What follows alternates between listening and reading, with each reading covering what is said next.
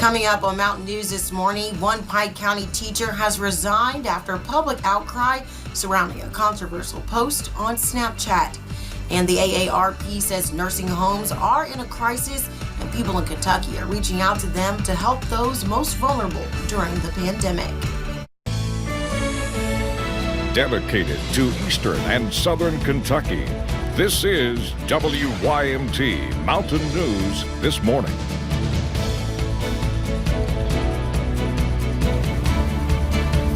Good morning, I'm Lacey Roberts. Thank you for joining me on Mountain News this morning. Today is Thursday, July 2nd, or like we call it around here, Friday Eve. That's right. I don't know what we call it because I didn't know what day it was to begin with, but I know it's going to be the end to a great week and the holiday weekend is coming up. Let's bring in Brandon Robinson. And along with that good news of being the weekend, it's also that there's going to be no rain.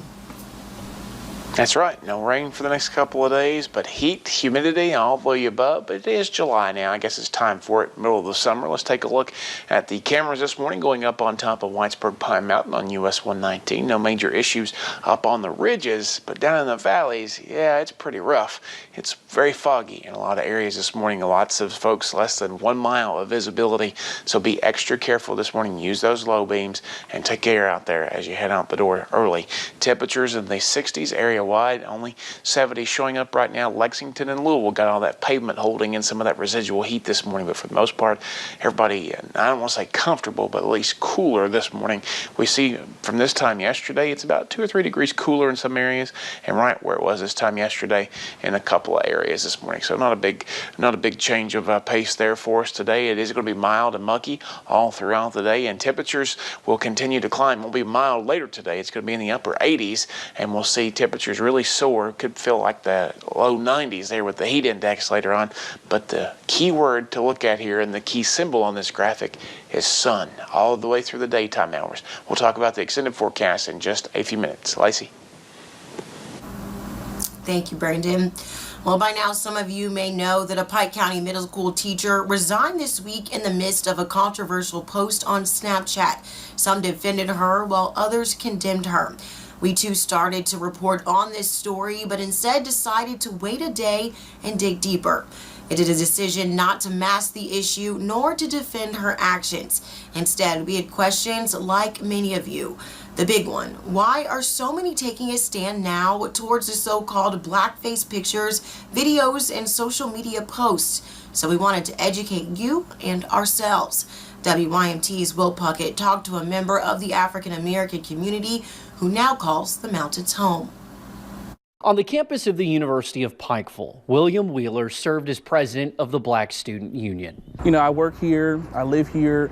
My coworkers are, they're awesome people. Here he has pushed for change. His efforts helped recognize BSU as a student government body. I speak for me, but my experience has been great here in Eastern Kentucky. Wheeler grew up in New York, but now he calls Pikeville home. When people flooded him this week with snapshots of the Belfry Middle School math teacher's post, he says what he saw hurt. That's a really good question. Honestly, I think the responses that came from it, the people that defended this, and especially the people that were All Lives Matter. The origins of blackface and Jim Crow date back to the mid-19th century. Jim Crow was not a black man. Jim Crow was a white man in blackface. When minstrel shows would depict white actors in blackface. Some people, they don't really understand that they portrayed black people in ways that are even still today, offensive. The first such shows in the mid-1830s imitated and mimicked slaves. That's according to the Smithsonian's National Museum of African American History and Culture. The watermelon jokes all started with blackface. The fried chicken jokes, blackface. All those jokes, they started with blackface. Depicting them as lazy and ignorant. So I think people, if they really understood the history of it, they wouldn't do it. Now back to that post. She's already been hurt, lost her job. And a couple of important questions. Did you read it as racist, or did you read it, this was intended as a joke, but the undertone was racial? I could see where she may have been joking, but it's just nothing to joke with. Some people, they can understand when some things are jokes and when they're not supposed to be taken as jokes, but when it comes, and some people, they think racist things are funny, so it's like, No, it's it's not. I mean, I really did. Like I said, it really did offend me. Reading, especially knowing that the person that did this was an educator. Wheeler says he would like to sit down with the teacher for an in-depth discussion.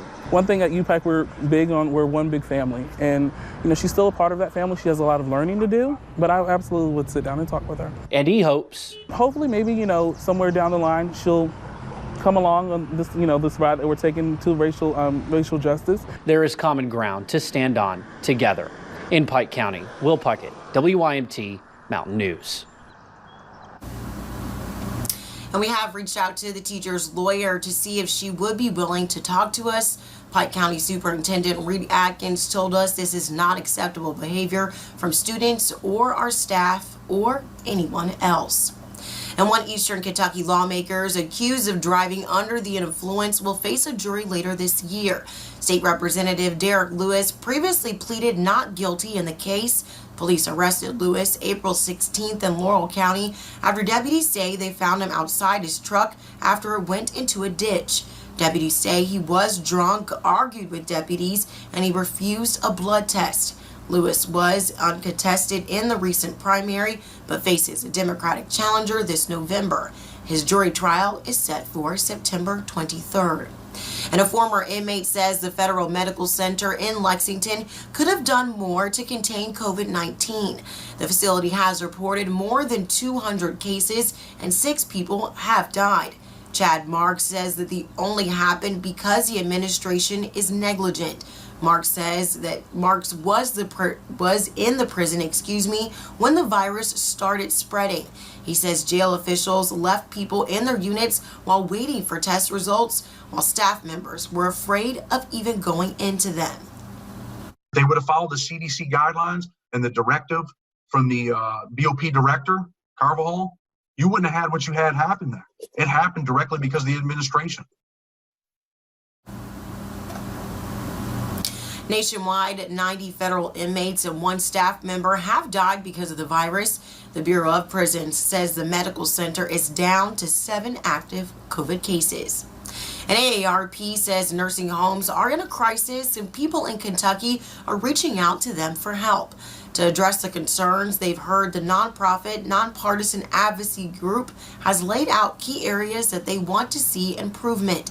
First, it wants to ensure facilities are up to par when it comes to providing PPE and testing.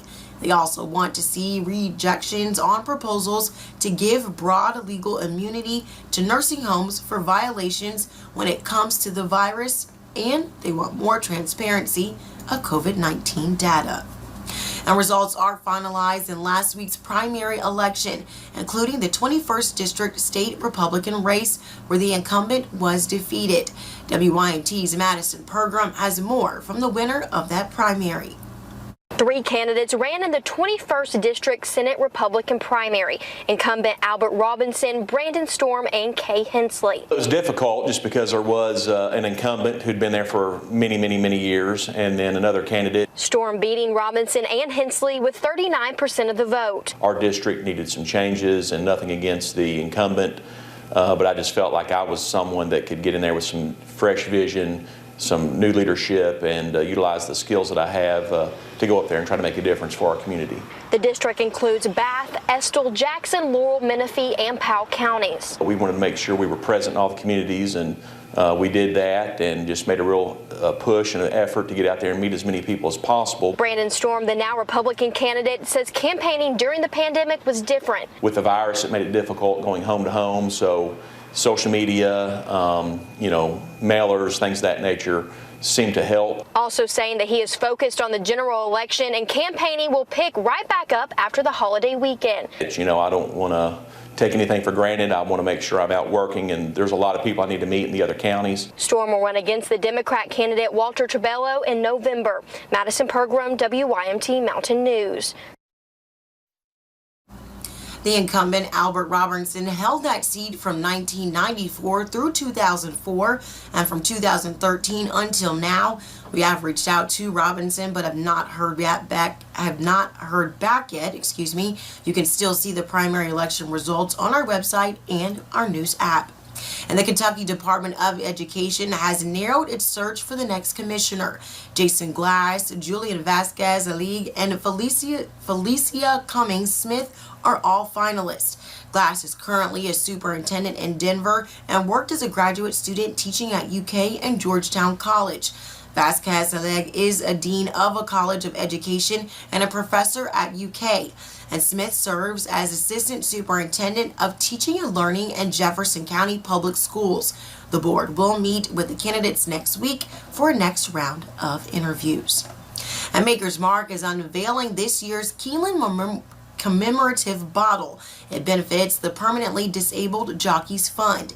Each bottle is dipped in black wax and pressed with a green wax Keeneland seal before the special label is added. They've all been pre-signed by 5 of Keeneland's leading jockeys. Keeneland will not have a big bottle signing event this year.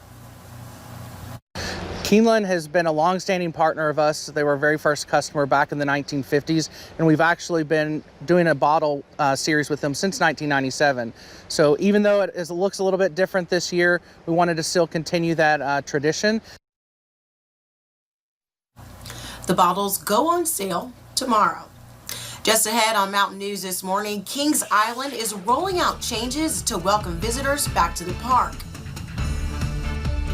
We're coasting into the holiday weekend, and what can we expect for the 4th of July? Well, I'll tell you in about 3 minutes.